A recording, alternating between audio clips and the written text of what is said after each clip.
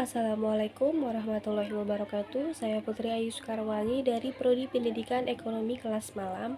Di sini saya akan menjelaskan beberapa materi untuk syarat penilaian ujian tengah semester di semester 2 ini. Pertama, saya akan menjelaskan teori kognitif atau kognitif teoris. Dalam teori Piaget maupun teori Vygotsky dikemukakan bahwa interaksi sosial memegang peranan penting dalam perkembangan kognitif seseorang. Keberadaan dua teori ini tentunya dianggap berpengaruh walaupun memiliki perbedaan yang cukup jelas.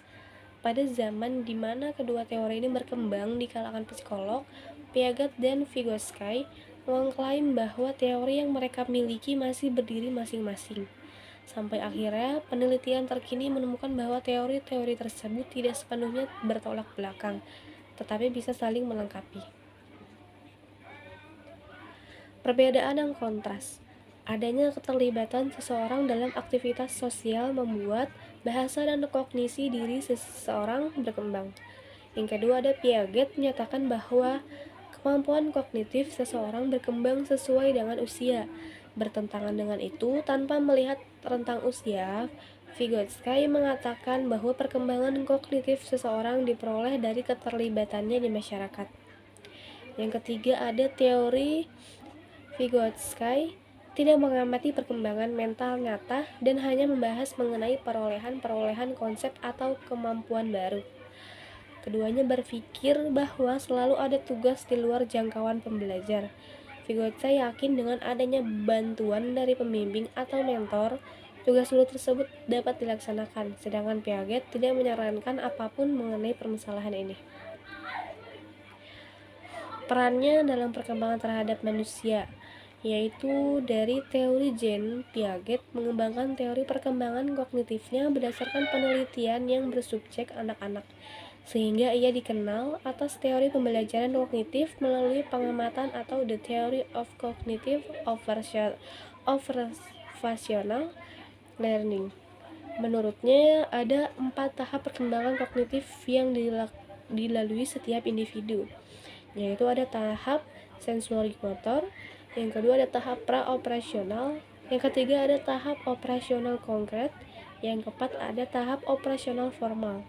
Menurut teorinya ada 2 proses penting yang menjadi karakteristik dari setiap tahapan perkembangan kognitif, yaitu ada asimilasi, proses masuknya hal-hal baru yang dijumpai ke dalam ranah kognitif dan dicerna berdasarkan pengetahuan yang sudah ada. Yang selanjutnya ada akomodasi, proses perubahan struktur kognitif karena adanya hal-hal baru yang muncul dalam kehidupan, sehingga hal-hal tersebut bisa dianggap masuk akal. Jean Piaget mengamati adaptasi melalui konsep atau skema mental. Setiap individu memiliki skema mental yang bisa menjelaskan dunianya sesuai dengan pengetahuan yang dimiliki.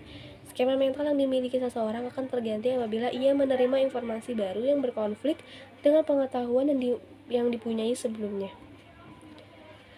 Yang kedua ada dari teori Vygotsky mempunyai teori perkembangan kognitif yang disebut teori sosiokultural. Vygotsky mempelajari perkembangan mental anak yang mencakup bagaimana mereka bermain dan berbicara, dan tidak hanya itu, ia juga mempelajari hubungan antara pikiran dan bahasa. Teori ini memiliki 3 konsep penting yang berhubungan satu sama lain, yaitu konsep internalisasi, menjelaskan tahapan perkembangan kognitif seorang anak.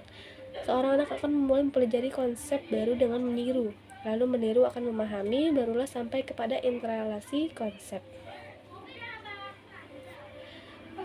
Hubungan antara bahasa dan perkembangan kognitif anak. Vygotsky berpendapat bahwa bayi tidak memiliki ucapan karena tidaklah begitu penting bagi mereka untuk memahami bahasa. Anak-anak akan mulai menangkap bahasa dan berbicara secara konstan pada saat mereka bermain. Dalam hal ini, hubungan antara pikiran dan bahasa sangat dekat. Pembelajaran anak-anak dipengaruhi oleh bahasa dan budayanya. Adapun zona perkembangan proksimal atau prokmial. Faktor sosial sangat berpengaruh terhadap perkembangan kecerdasan seseorang. ZPD menerangkan potensi seseorang akan berkembang kognitifnya. Skema berikut adalah zona di mana hal yang telah diketahui seorang individu dan yang belum. Selanjutnya saya akan menjelaskan ethological theory. Teori ekologis dikemukakan oleh Yuri Bronfenbrenner pada tahun 1917. Bronfenbrenner mengajukan suatu pandangan lingkungan yang kuat tentang perkembangan yang sedang menerima perhatian yang meningkat. Teori ekologi atau ecological theory ialah pandangan sosiokultural atau sosiokultural. Teori ekologi ialah pandangan sosiokultural Bronfenbrenner tentang perkembangan, yang terdiri dari 5 sistem lingkungan mulai dari masukan interaksi langsung dengan agen-agen sosial yang berkembang baik hingga masukan kebudayaan yang berbasis luas. Kelima sistem dalam teori ekologi Bronfenbrenner ialah mikrosistem, mesosistem, ekosistem, makrosistem, dan kronosistem. Contohnya, tindakan penyelamatan diri anak ayam oleh induknya karena dapat merespon kapanpun jika anak-anaknya berada dalam bahaya, maupun belajar yang akan dibangun sampai sistem saraf inilah yang memungkinkan organisme dapat belajar dari pengalamannya. Etologis juga mempelajari perilaku yang dipelajari oleh learned behavior yang ditujukan untuk adaptasi. Peran etologi teoris.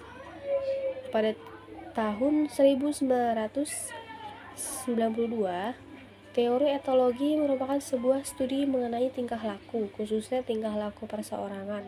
Teori ini juga menekankan bahwa kepekaan kita terhadap jenis pengalaman yang beragam berubah sepanjang rentang kehidupan. Dengan kata lain, ada periode kritis atau sensitif bagi beberapa pengalaman. Jika kita gagal mendapat pengalaman selama periode kritis tersebut.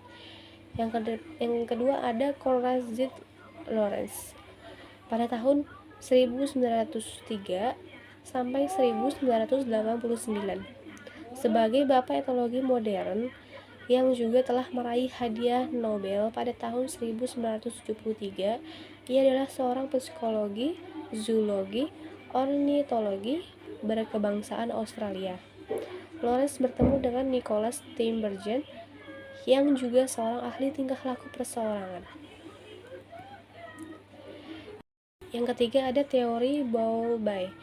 Ini dipengaruhi oleh teori evolusi dalam observasinya pada perilaku hewan. Menurut teori etologi, tingkah laku lekat pada anak manusia diprogram secara evolusioner dan instinktif.